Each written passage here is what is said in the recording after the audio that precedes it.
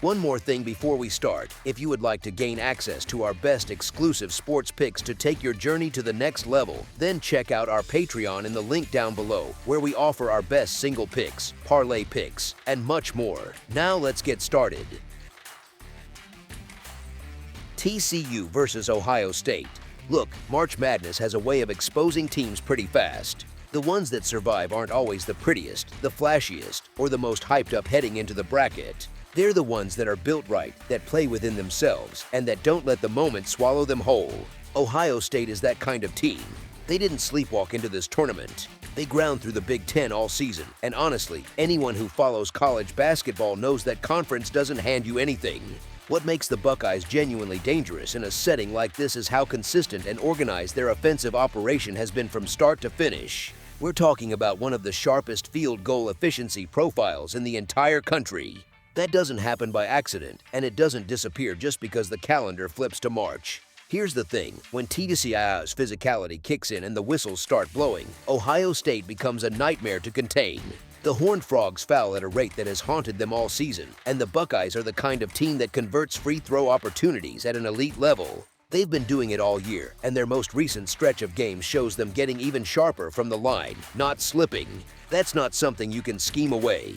You can draw up all the defensive plans you want, but when a team is that automatic from the charity stripe, fouls just become free points. Ohio State has won 8 straight games as a betting favorite. 5 consecutive covers heading into this tournament. That's not a hot streak you chalk up to luck. That's a team operating with a clear identity, not panicking, not overreaching, just winning the way they know how to win. TCU has a respected program and a coach in Jamie Dixon who has been doing this for a very long time, so none of this is a dismissal. It's just that when you put these two teams side by side and think about who's better equipped to handle a tight finish, one answer keeps coming back. As our first pick for this matchup, Ohio State to cover the spread as favorites is our full game side pick. Picture the grittiest college basketball game you've ever watched. Not the one with the highlight dunks and the full court press fireworks. The one where both teams are completely locked in, both coaches are chewing through their rotations, and every single possession feels like it matters more than the last. That's what this matchup has written all over it. TCU's defense isn't just good, it's a philosophical commitment. The Horned Frogs rank among the top programs in the country in forcing turnovers, sitting 31st nationally in defensive turnover percentage. Every stolen possession, every deflection, every forced bad shot is a scoring opportunity that simply never gets born. Their defensive efficiency ranking puts them in elite company, and the Big 12 tested that identity hard all season long. Coming out of that conference with those numbers intact means something. What really makes this interesting is the trend on Ohio State's side. Every single one of their last 8 games played during the day at a neutral venue has come in under the total. Every one. And 7 of their last 8 games played on a Thursday have done exactly the same. This game tips on a Thursday afternoon at a neutral site. When 2 separate trend lines point to the same destination, that's not noise, that's a pattern worth paying attention to. On TCU's side, their last 4 matchups against Big Ten opponents have each finished under the total, 4 for 4. 2 totally different programs, 2 different conferences, and both their historical footprints in this exact type of situation land in the same place. That kind of convergence doesn't come around very often. This won't be a shootout. It'll be 2 teams making each other earn every single point on the board, and when both defenses are this committed, the scoreboard tends to reflect it. As our second pick for this matchup, under the projected total is our full game total pick. South Florida versus Louisville. Nobody outside of Tampa really saw this coming. And honestly, even the people inside Tampa had their doubts when November rolled around. The South Florida Bulls walked into this season with a first-year head coach, a roster stitched together almost entirely from the transfer portal, and the kind of zero expectations that tend to either break a team or set it free. They chose the second option, 11 straight wins, a conference tournament championship, a tournament berth for the first time since 2012. That is not a fluke, that is a program that figured out exactly who it was and ran with it. The betting market has been screaming this all week. When a line opens with Louisville as a comfortable favorite and then gets slashed down significantly before tip-off, that is not casual bracket enthusiasm doing the work. That is sharp money aligning with public dollars in the same direction, which almost never happens by accident. The percentage of tracked betting dollars on South Florida has been overwhelming, running between 80 and 100% on every single line movement since Selection Sunday. You do not see that kind of one-sided action on an 11 seed against a power conference opponent without a real reason behind it. Here's the thing about these Bulls. They do not just win games, they manufacture possessions out of nothing. Their offensive rebounding rate is 7th in the entire country. 20% of their points this season have come off second-chance opportunities, the second best rate in all of college basketball. When South Florida misses a shot, the possession does not end. It just becomes a new problem for whoever is guarding them. The engine behind all of that is Isaiah Nelson, a 6'10" forward who did something that had never been done before in American Athletic Conference history. He swept every individual conference award in one season, claiming Player of the Year, Defensive Player of the Year, and Newcomer of the Year all at once. He can face up from the perimeter, he finishes above the rim in transition, and on the defensive end he is the kind of two-way force that makes opposing coaches burn through a whiteboard on the night before a Thursday tip-off. Then there is Wes Enos, son of former NFL running back Curtis Enos, a lefty shooter who, back in the 8th grade, decided to completely rebuild his shot with his non-dominant hand. Most kids would not even try that.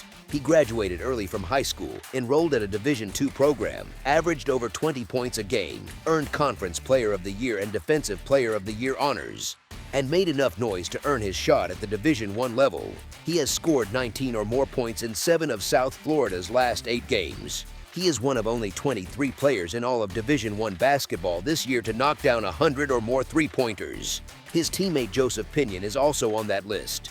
2 players on the same roster, both clearing 100 made threes in a single season. That has happened just 12 times in the entire history of college basketball. It is happening right now on this Bulls team at this exact tournament moment. Louisville, on the other side, is a team that has been dealing with some real turbulence. The Cardinals dropped 4 of their last 8 regular season games and exited the ACC tournament in the quarterfinals. A lot of that unsettled energy traces back to Michael Brown Jr., their freshman standout who has been managing a lower back injury that cost him games earlier in the season and kept him out of the conference tournament entirely.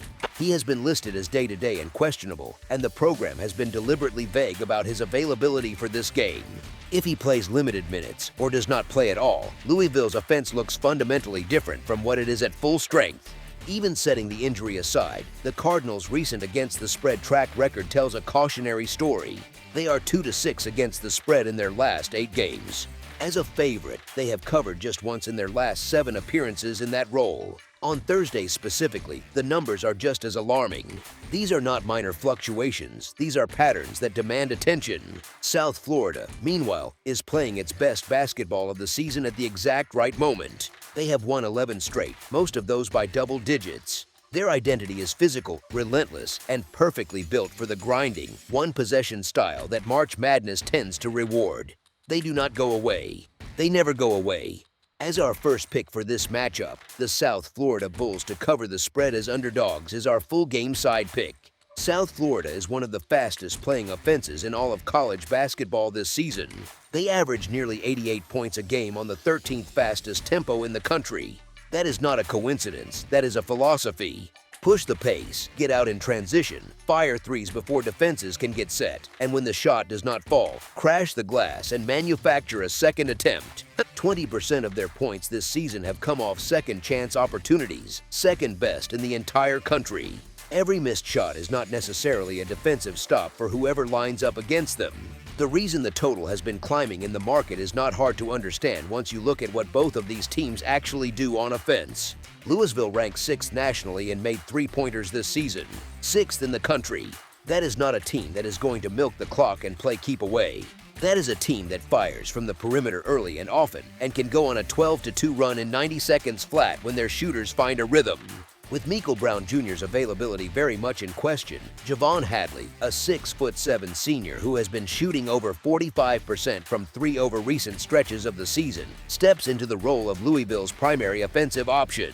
South Florida's perimeter defense ranks outside the top 200 nationally in opponent three-point percentage. That is a specific and punishing matchup. A shooter that big, that efficient, attacking a defense that has been consistently vulnerable from the arc, that is the kind of structural mismatch that puts points on a scoreboard in a hurry. Here is what people tend to forget about tournament basketball. The conversation going in is always about defense, grit, and grind. And sometimes, sure, that is exactly what you get. But when you have a team like South Florida whose entire identity is built on pushing pace, combined with a Louisville squad that desperately needs offensive production, neither side has any strategic reason to slow this thing down. The Bulls cannot afford to let a more efficient opponent settle into a comfortable half-court rhythm. Louisville cannot afford to be patient if their star player is compromised or watching in street clothes. Both teams are playing with urgency, both teams are taking their shots, and the second chance opportunities South Florida generates are essentially adding extra possessions to the game. Extra possessions mean extra scoring chances. Extra scoring chances mean the final number climbs. The market figured this out early, which is exactly why the total has been trending upward since it opened. Sharp money does not push a total in one direction without a reason. It does it because the math, the matchups, and the moment all point the same way. Two aggressive offensive teams, one neutral court, one-and-done pressure on both sides. Tournament adrenaline doing what it always does, making the game faster, the shots quicker, and the final score higher than the casual observer ever expected. As our second pick for this matchup, over the projected total is our full game total pick. McNeese State versus Vanderbilt. Before we even get into the meat of this thing, let's just take a second to appreciate what's actually in front of us. You've got a little cowboy school out of Lake Charles, Louisiana, a program that most of the country had never heard of a couple years ago, walking into the NCAA tournament for the third straight year. They're riding a 10-game winning streak, fresh off a dominant conference tournament run, and Vegas is handing them a spread that basically assumes they're going to get blown off the floor. That number isn't a suggestion, it's a statement, and the market has been wrong about 5 seeds and 12 seeds for a very, very long time. Dating back to 1996, betting on these exact matchups has been essentially a coin flip against the spread, with 12 seeds holding a 63-50-2 record against the number in that stretch. More recently, 12 seeds have gone 17-15 against the spread since 2017, good for a cover rate north of 53%. The idea that the 5 seed always smothers the mid-major darling and runs away comfortably, that story just isn't supported by the betting ledger. Here's the thing about why McNeese is specifically dangerous in this spot. This isn't a team that stumbled into the dance on a lucky bounce or a hot weekend. They finished 28-5 overall with a 19-3 conference mark. They've won 10 straight, and this is their third consecutive NCAA tournament appearance. They have been here before. They've felt the lights, heard the noise, and done the walkout. Honestly, the same student manager who became a viral sensation last March is back, continuing the tradition, and that is not a coincidence. That is a culture, and a culture travels. Vanderbilt is coming off the emotional hangover of losing the Southeastern Conference Championship game just days before this tip. They've now dropped 4 consecutive NCAA tournament games. That's real scar tissue, the kind that doesn't just wash off between warm-ups. And the recent spread betting behavior tells its own story. Vanderbilt is 1-4 against the spread in their last 5 games as the favorite, 1-4 as the team giving the points. Defense is where McNeese makes its living in this matchup. They rank 17th in the entire country in defensive efficiency, 2nd in Division I in steals per game, and their opponents turn the ball over at a rate that ranks 1st in all of college basketball. They are swarming, they are physical, they are chaotic, and they take rhythm away from offenses. Vanderbilt's offense may look pristine on paper, but rhythm is everything in March, and rhythm is exactly what this Cowboys defense specializes in disrupting. Asking a squad that's won 10 straight and plays one of the stingiest defenses in the country to simply roll over and accept its fate, that's a big ask. History says they won't. The trends say they won't. Everything about how this Cowboys team is built says they absolutely will not. As our first pick for this matchup, the McNeese State to cover the spread as underdogs is our full game side pick. Vanderbilt is not just a good offense, they are a genuinely elite one. They rank 13th in all of Division I in points per game this season, 18th in the nation in offensive efficiency.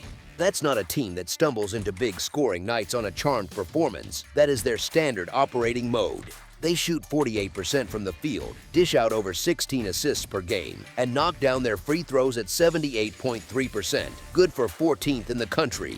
They don't need to grind or manufacture ugly possessions to put up big numbers. They just flow. The trend line on Vanderbilt in March practically grabs you by the collar. The total has gone over in 5 of their last 7 games and over in 9 of their last 13 games played specifically in March. This exact month, every single one of Vanderbilt's last 6 games against unranked opponents at a neutral venue has produced a combined score that clears the number set for this matchup. 6 straight times. That is not noise, that is a pattern. McNeese adds their own piece to the scoring equation. The Cowboys average 80 points per game on the season. Their defensive style creates chaos and transition opportunities, and transition offense is one of the fastest ways to inflate a final score. Turnovers create fast breaks, and fast breaks produce easy buckets in a hurry. When you've got one of the nation's top scoring offenses playing loose as a heavy favorite on a national stage, combined with a high-energy, swarming opponent that pushes pace in both directions, the points have a way of piling up fast. The number set for this game looks a lot more like a floor than a ceiling. As our second pick for this matchup, over the projected total is our full game total pick. VCU versus North Carolina. There's a quiet kind of confidence that comes from walking a tightrope every single day and not falling. That is exactly what the VCU Rams have been doing for the better part of 2 months. These Rams have been playing do-or-die basketball since January, living on the edge of the tournament bubble, finishing their season 16-1 down the stretch, and somehow still landing as an 11 seed. You know what that means. Every game mattered. Every possession had stakes. While North Carolina was playing out a comfortable schedule in the Atlantic Coast Conference, VCU was getting pressure cooked in the Atlantic 10, developing the kind of tournament-ready mentality you simply cannot manufacture in February. The Rams went on to win 16 of their last 17 games, capping it all off with a second consecutive Atlantic 10 tournament championship after defeating Dayton 70-62. That is not a fluke. That is a program that found its identity right when it needed to. Now let's talk about the elephant that is not in the room for North Carolina, and that elephant's name is Caleb Wilson. The standout freshman star is out for the season after surgery on a broken right thumb, and without him, the Tar Heels enter the tournament having lost their last 2 games, including an 80-79 heartbreaker to Clemson in the Atlantic Coast Conference Tournament quarterfinals. That is not how you want to stroll into March Madness. Without Wilson in the lineup, this squad drops from 21st overall to 32nd nationally, with the defense specifically sliding from 20th to 40th. Think about that for a second. One player being absent does not just affect the offense, it fundamentally restructures who this team is. Including the game Wilson exited early, North Carolina went just 2-4 outright against tournament-quality opponents over the past month without him. And now they are being asked to step onto a neutral floor in Greenville, South Carolina, and beat a team that is playing the best basketball of its season. The Tar Heels also rank near the very bottom of Division I in field goal rate allowed, forcing turnovers on just a fraction of opponent possessions, which means VCU will get comfortable looks on most trips down the floor. Honestly, a comfortable VCU offense is a dangerous VCU offense. Veteran guard Jadrian Tracy, who transferred from Oregon, carries more NCAA tournament experience than anyone else in the Rams' rotation, and he is stepping into a moment where VCU's best three-point shooter lines up against a North Carolina defense that has allowed opponents to shoot 34.5% from beyond the arc. Here's the thing about a team built around spacing and getting to the foul line, where VCU carries a free throw rate that ranks 7th among all Division I programs. This is not a mismatch. This is a menu. Phil Martelli Jr. walked into Richmond in his first season as head coach and delivered a second straight Atlantic 10 tournament championship, something the program had never done in consecutive years. Momentum is real. Experience is real. As our first pick for this matchup, the VCU Rams to cover the spread as underdogs is our full game side pick. This game has all the ingredients of a barn burner hiding underneath what looks like a low-drama setup.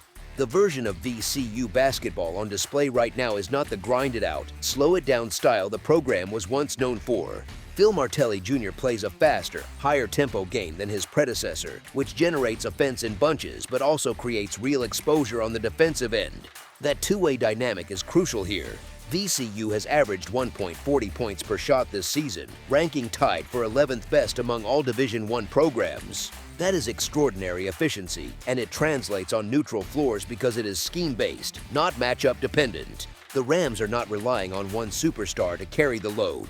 Their whole system generates quality looks and a defense that forces turnovers on just 13.6% of opponent possessions, ranking near the bottom 20 nationally, is not going to suddenly disrupt that rhythm. Meanwhile, North Carolina still brings real offensive firepower. 7-foot Henry Vassar is averaging 16.7 points and 8.7 rebounds per game, shooting 61.4% from the field and 42% from three, used heavily in pick-and-roll actions where he can pop out and create all kinds of problems for smaller defenders. He finished with 4 or more fouls in 8 games this season. That is a pattern worth noting. VCU's Lazar Djokovic, a 13.8 points and 5.4 rebounds per game junior forward who led the entire Atlantic 10 in free throw attempts this season with 206, is going to walk right at Vassar and make that foul situation worse in the early going. If Vassar gets in trouble, the interior collapses, and that opens up more threes for VCU, more transition moments, more possessions spent scrambling to recover. Scrambling teams give up points, plain and simple. VCU showcased their three-point shooting in their conference tournament championship win over Dayton, and North Carolina has shown a documented vulnerability allowing opponents to shoot at a clip slightly worse than the national average from deep. Add in the fact that both offenses can fill it up when the pressure is on, and the March Madness stage tends to bring out more aggressive, higher-tempo play from teams that thrive in high-stakes moments. Both sides have the pieces to push the scoring well past what odds makers are expecting. As our second pick for this matchup, over the projected total is our full game total pick. That's all for now, so if you have any other games you would like reviewed, then leave a comment down below with the game you would like analyzed, subscribe to our channel, leave a like on this video, and we'll get to it as soon as we possibly can. We would also love to hear your opinion on the picks presented to you in this video, whether you agree or disagree with them, so leave a comment down below and do let us know.